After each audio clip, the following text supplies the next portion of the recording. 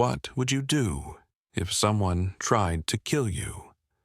What if they shot you in the chest in broad daylight in front of thousands of people? Would you spend the rest of your life hating them? Would you demand justice, revenge, punishment? Or would you do something that no one expected? Something that shocked the entire world? On May 13, 1981, Pope John Paul II was shot 4 times in St. Peter's Square. The bullets tore through his body. He lost nearly 3/4 of his blood. Doctors said it was a miracle he survived. But here is what most people don't know. 2 years later, the Pope walked into a cold prison cell in Rome and sat face to face with the man who tried to murder him. And what happened in that cell changed everything. This is a fictional story inspired by the public life and documented forgiveness of Pope John Paul II. The events in that prison cell were never fully disclosed. But the truth of what forgiveness means, what it costs, and what it gives has stayed with me. And I believe it will stay with you too. Stay with me, because by the end of this story, you may understand something about forgiveness that you never understood before. The morning of December 27, 1983, was cold and gray in Rome. Pope John Paul II woke early, as he always did, and knelt beside his bed in prayer. But this morning was different. This morning, he would do something he had been preparing for since the moment he opened his eyes in that hospital bed 2 years ago. He would visit Mehmet Ali Aka, the man who shot him, the man who wanted him dead. His secretary, Father Stanisław, stood in the doorway, watching the Pope pray. He had tried to talk him out of this visit. So had the Vatican security. So had the Italian police. Holy Father, Stanisław had said the night before, this man is dangerous. He has shown no remorse. He is unpredictable. What if he tries to hurt you again? The Pope had smiled, that gentle smile that seemed to hold all the sorrows of the world. Stanisław, he said, I have already forgiven him. Now I must tell him so. Let me pause here, because I want you to understand something about forgiveness. We often think of forgiveness as something we give to people who deserve it, people who apologize, people who feel sorry, people who have changed. But that is not forgiveness. That is a transaction. True forgiveness is given freely, without condition, without guarantee. It is given not because the other person has earned it, but because holding on to hatred is slowly killing us. Have you ever held on to anger so long that it became part of you? Have you ever replayed a hurt over and over in your mind, like a wound you keep picking at? That is what unforgiveness does. It doesn't punish the other person. It punishes us. John Paul II understood this. He had learned it long before he became Pope. He had learned it in the darkest days of his life. Karol Wojtyła, the man who would become John Paul II, was born in 1920 in a small Polish town called Wadowice. His childhood was marked by loss. His mother, Emilia, died when he was 8 years old. He remembered her hands, gentle and warm, tucking him into bed. He remembered her voice, singing Polish hymns in the kitchen. And then one day, she was gone. 3 years later, his older brother Edmund, a doctor, died of scarlet fever. He caught it from a patient he was trying to save. Karol was 11 years old. He stood at his brother's grave and felt something break inside him. But there was more to come. When Karol was 20 years old, his father died. He came home from work one evening and found his father lying still on the bed. Heart attack, no warning, no goodbye. In the span of 12 years, Karol Wojtyła lost everyone. his mother, his brother, his father. He was completely alone. Now let me ask you something. What would you do if you lost everyone you loved before you turned 21? Would you become bitter? Would you curse God? Would you turn away from faith? Many people would, and no one would blame them. But Carol did something different. He knelt beside his father's body and prayed for hours.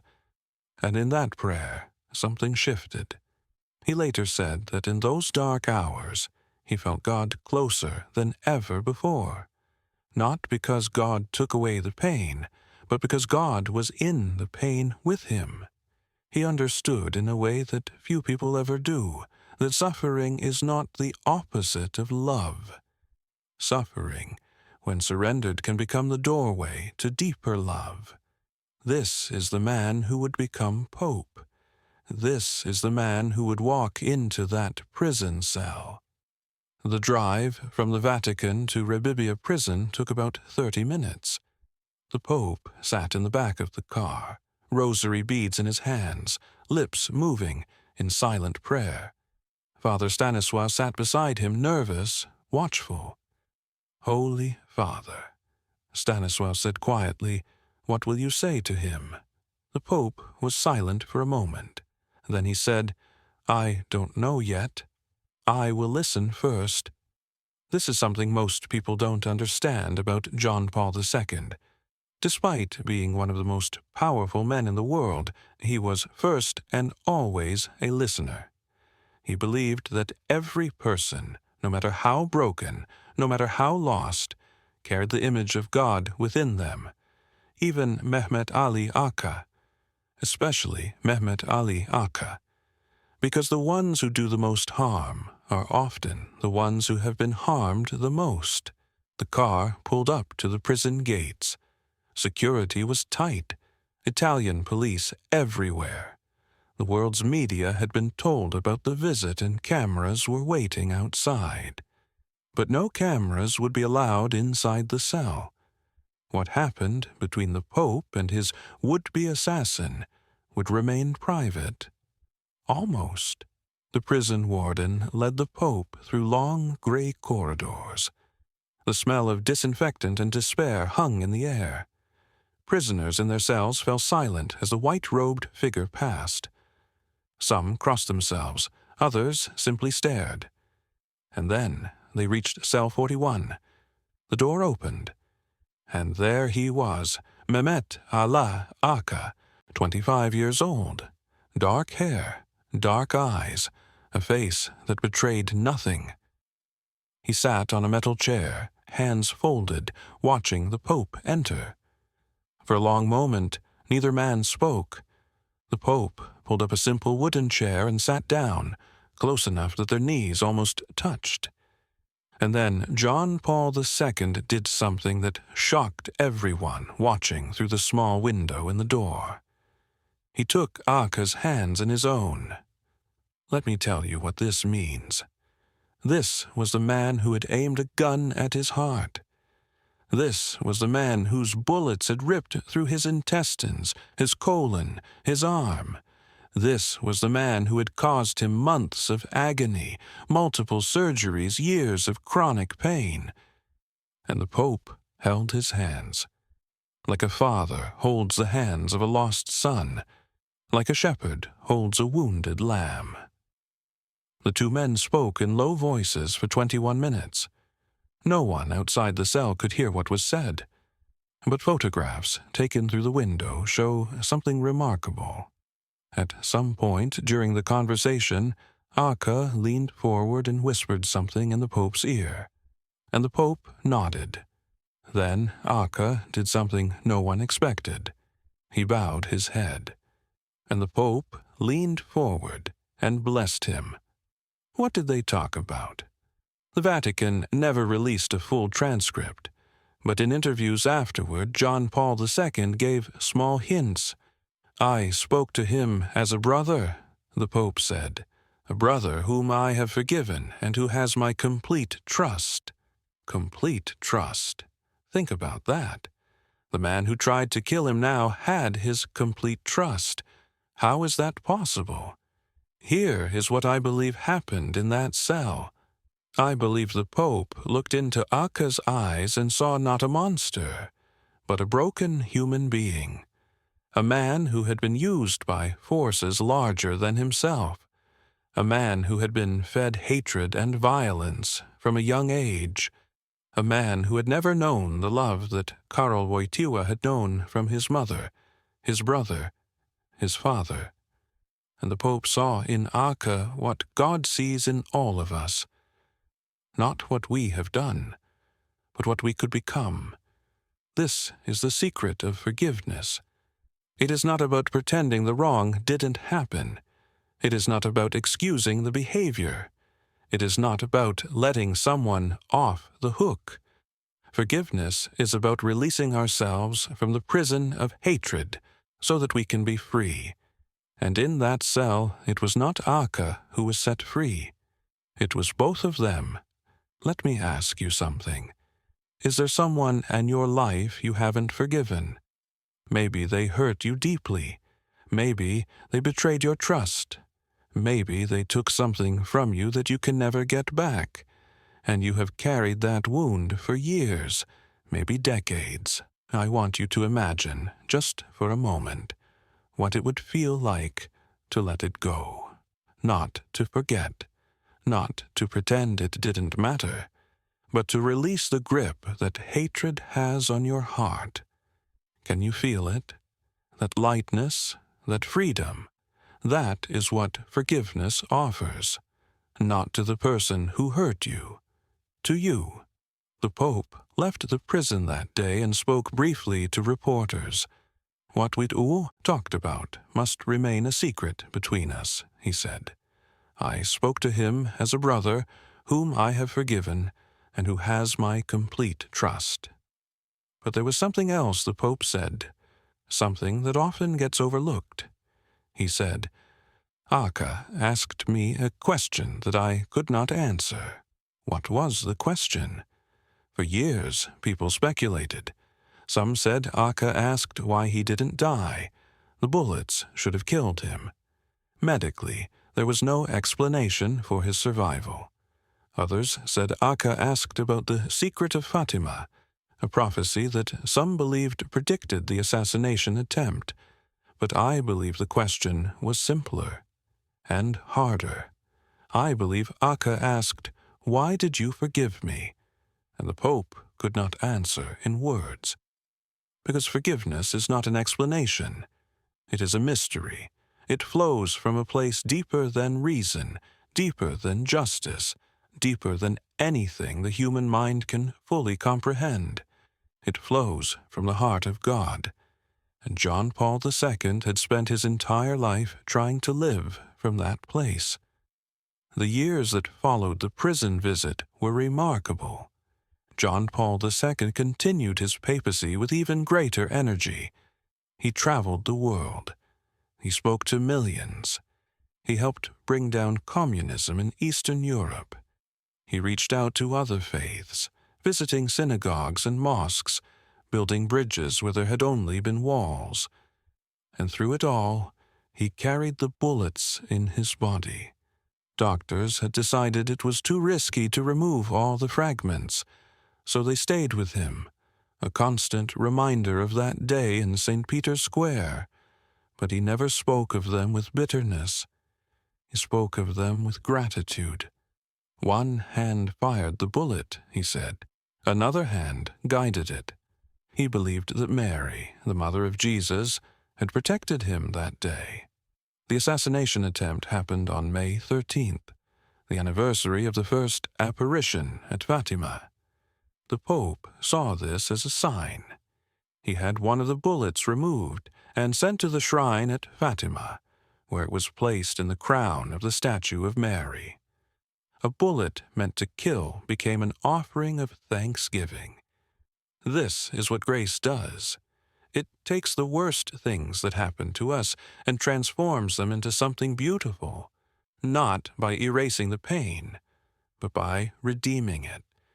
Now, I want to tell you about something that happened many years later. In the year 2000, when John Paul II was 80 years old and his body was failing, he received an unexpected request. Mehmet Ali Agha's family had written to him. They asked if the Pope would consider requesting a pardon for Agha from the Italian government. Think about this. The family of the man who tried to kill the Pope was asking the Pope to help set him free. What would you do? John Paul II agreed. He wrote a letter supporting Agha's release. In June 2000, the Italian president granted the pardon, and Agha was extradited to Turkey to serve the remainder of other sentences there. The Pope had not only forgiven his attacker, he had actively worked for his freedom. This is the part that challenges me most. Forgiveness is one thing, but advocating for someone who tried to murder you, that goes beyond anything I can fully understand. And yet, I believe this is what Jesus meant when he said, "Love your enemies. Do good to those who hate you." He didn't mean feel warm feelings toward them. He meant actively seek their good, even when it costs you, even when the world thinks you're crazy, even when every instinct screams for justice, for revenge, for punishment. This is the narrow path, and John Paul II walked it all the way to the end. The Pope died on April 2nd, 2005. He was 84 years old.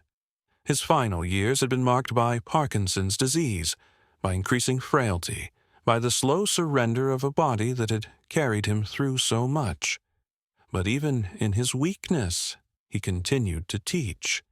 He showed the world what it means to suffer with dignity. He showed the world what it means to lead from a place of humility. And he showed the world what it means to forgive. Millions gathered in Rome for his funeral. World leaders, religious figures, ordinary people from every corner of the globe. They came to honor a man who had changed history. But I believe his greatest legacy was not the fall of communism, not his travels, not his writings. His greatest legacy was 21 minutes in a prison cell, when he held the hands of the man who tried to kill him and said, "I forgive you."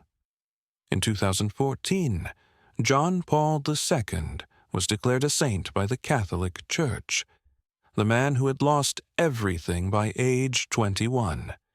The man who had lived under Nazi occupation and communist oppression, the man who had been shot in the chest and nearly died, the man who forgave his assassin and called him brother. St. John Paul II. But here is what I want you to remember. You don't have to be a saint to forgive. You don't have to be a pope. You don't have to be anyone special. Forgiveness is available to all of us. Right now, in this moment, whoever has hurt you, whatever they have done, you can begin to let it go. Not for their sake, for yours. I am not saying it's easy. John Paul II didn't wake up one day and suddenly feel like forgiving. Forgiveness is a choice we make again and again. It's a process. Sometimes it takes years. Sometimes it takes a lifetime. But it starts with a decision to stop letting the past control the present, a decision to stop drinking poison and expecting the other person to die, a decision to be free. So let me ask you one final time. Who is your Agha? Who is the person you need to forgive? Maybe they're still alive. Maybe you could write them a letter, make a phone call, visit them. Or maybe they're gone. Maybe they died before you could reconcile. That's okay. Forgiveness doesn't require the other person's presence. It doesn't even require their awareness. Forgiveness happens in your heart, and God sees it, and it matters. John Paul II walked into that prison cell carrying the weight of his wounds. He walked out carrying something lighter, something freer, something that looked a lot like peace, and that same peace is waiting for you. All you have to do is reach for it. Thank you for staying with me through this story. I hope it has touched something in you, some old wound, some buried resentment, some unforgiveness you've been carrying for too long. Whatever it is, bring it to the light. Bring it to God, and let it go. You are not too old. It is not too late. The door to freedom is still open. And love, patient, stubborn, eternal love, is still waiting on the other side.